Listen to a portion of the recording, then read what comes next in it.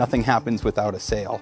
But by focusing on the installation, we've put out a really, really good quality product, and because of that, we've had success, and word got around. I've never worked at a place like this, ever.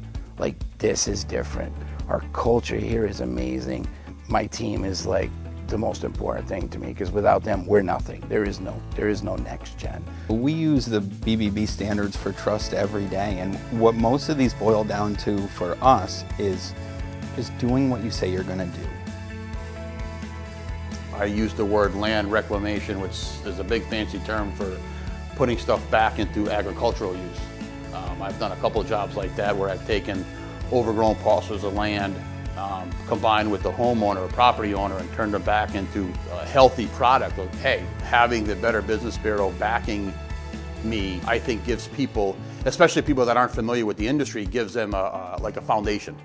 If I go here and I see this and I see a certain business and they have a good standing with the Better Business Bureau, they've got a bunch of positive reviews, they've been doing it for a little while, it's a good solid foundation to start with, a good place to start.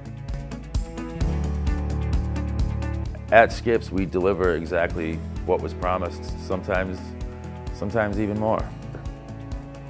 We try to hit the mark or go well above.